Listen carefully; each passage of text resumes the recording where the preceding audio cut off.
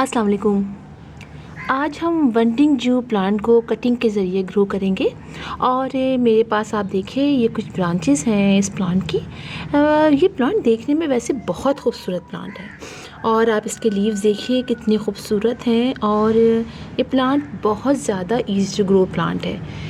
देखने में जितना खूबसूरत है उतना ही ज़्यादा इजी टू ग्रो प्लांट है और अगर आप अपने घर में इसकी 1 से 2 ब्रांचेस ले आते हैं तो फिर आपको मज़ीद इसके ब्रांचेस लाने की ज़रूरत नहीं पड़ेगी या प्लांट नहीं लेना पड़ेगा, इसलिए कि ये बहुत तेज़ी से फैलता है और इसकी तमाम छोटी ब्रांच भी बहुत आसानी से लग जाती है। अच्छा, इसको ग्राउंड कवर प्लांट के तौर पे भी लगाया जाता है, यानी इसको ग्राउंड में लगा दिया जाता है तो जहाँ जहाँ से ये ज़मीन से टच करती है वहाँ वहाँ से इसकी रूट्स निकलती हैं और मज़ीद नई से नई ब्रांचेस निकलती हैं। ये देखने में तो उतना खूबसूरत है और उतना ही इसकी केयर करना भी आसान है। हमें इसे बहुत ज़्यादा केयर नहीं करनी पड़ती है और सर्दियों में इसकी ग्रोथ बहुत अच्छी होती है। इसीलिए मुझे ख्याल आया कि मैं आपको इसकी कटिंग के बारे में बताऊं कि कहीं से आपको अगर इसकी कटिंग मिल जाती है तो आप एक छोटी सी ऐसी ये ब्रांच है ना, ये ब्रांच भी अगर आप ले आएंगे तो इससे भी आप बहुत आसानी से इसको ग्रो कर सकते हैं।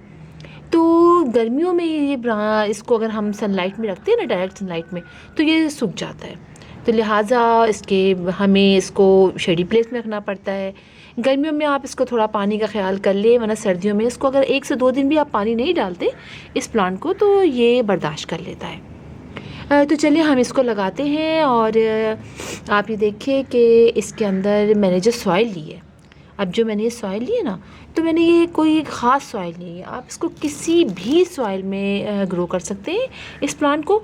मैंने अपने गार्डन की सॉइल ली है। आप इसके लिए सिर्फ आप समझिए बालू रेत ले सकते हैं, कोकोपीट ले सकते हैं, कोकोपीट और बालू मट्टी मिला के ले सकते हैं, कोकोपीट और परलाइट ले सकते हैं, कोई भी चीज़ आप ले लीजिए, ये बहुत आसानी से ग्रो करता है।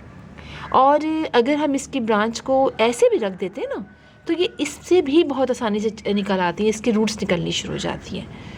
तो आज मैं इसको ग्रो करूँगी और आप ये देखें कि बहुत आसानी से हम इसको लगा लेंगे।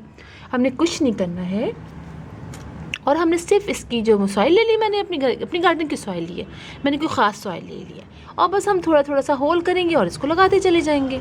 उसके बाद हम इसको शेडी प्लेस में रख देंगे और हम बहुत ज़्यादा पानी नहीं डालेंगे।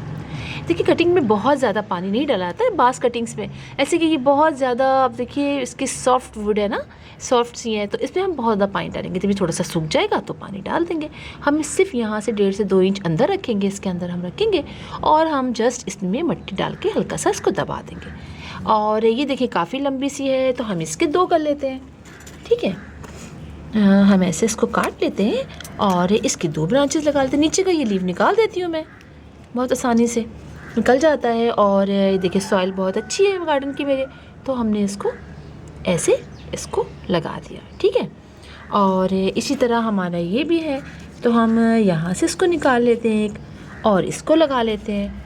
हल्का सा मैं इसको कर लूँगी, ज़रा लंबा है ना ये, तो मैं ज़रा इसको ऐसे कर लेती हूँ और इसको हम कहाँ से मैंने कट किया था, ऐसे किया था ना मैंने कट, तो हम इसको ऐसे लगा देते हैं, ठीक है। हम इसको ऐसे लगा देते हैं और इसको हम ऐसे करके हमने लगा दिया और इसको हमने ऐसे कर दिया, ठीक है। और एक ये बच रही है तो इसके भी नीचे का लीव निकाल देते हैं और इसको लगा देते हैं। तो बहुत आसान है और इसको ज़रूर ट्राई कीजिए आप, इसलिए कि ये हैंगिंग प्लांटर्स में लगा ये प्लांट बहुत खूबसूरत लगता है। और इसके लिए आपको ज़रूरत नहीं है कि आपको बहुत बड़ा गमला लें, आप छोटे से छोटे पॉट में और बड़े से बड़े पॉट में बड़ी आसानी से उसको लगा सकते हैं। और बस हम इसको अब लगा के और हम इसमें पानी डाल देते हैं और इसको हम ऐसी जगह रख देते हैं जहाँ पर डायरेक्ट सनलाइट ना आती हो। बस अब मैं इसे पानी नहीं डालूँगी, अब मैं पानी उस वक्त डालूँगी जब मैं देखूँगी थोड़ी ये अच्छी तरह थोड़ा सा ड्राई हो गया हो, और बस फिर ये हमारा प्लांट लग जाएगा। और हम फिर इसकी मज़ीद जब ये बड़ा हो जाएगा तो मज़ीद ब्रांचेस पे ब्रांचेस बना लेंगे। तो आप इसको छोटे से छोटे प्लांटर में, बड़े प्लांटर में बड़ी आसानी से लगा लीजिए, बॉटल में लगा लीजिए, और आजकल तो वैसे भी हम लोग हैंगिंग प्लांटर्स बहुत बनाते हैं, तो बॉटल्स में लगा लीजिए। और ये कि इसमें कुछ भी ऐसा आप कहेंगे कोई कीड़े वगैरह भी मैंने तो नहीं देखे अब तक लगे हुए। और वैसे भी हम जो अपना घर में बनाया हुआ हम जो इंसेक्टिसाइड हम बनाते हैं, जो भी हम अपने स्प्रे करते हैं, उसको नीम ऑयल भी हम इसे लेकर आते हैं बाज़ार से, नीम ऑयल का स्प्रे करते हैं। तो जब ज़फ़रान पर डालिए तो आप इसमें उसको भी मतलब स्प्रे कर दीजिए। और इसके अलावा इसको फर्टिलाइज़र भी ज़रूरत भी नहीं पड़ती है। तो आप जितना कम फर्टिलाइज़र डालें उतना इसके लिए अच्छा है। और महीने में 2-3 महीने में 4 महीने में एक दफ़ा आप इसमें फर्टिलाइज़ कर दीजिए। वैसे ऐसा जिसको फर्टिलाइज़र की ज़रूरत नहीं होती है, ये इतना ईजी टू ग्रो प्लांट है। ठीक है, अब हम इसको रख देते हैं और फिर जब इसकी ब्रांचेस निकल आएंगी, मज़ीद बड़ा हो जाएगा, तो फिर मैं आपको इसकी अपडेट दूँगी। तो फिर इंशाल्लाह आपसे मुलाकात होगी किसी और वीडियो में। तब तक के लिए अल्लाह हाफ़िज़।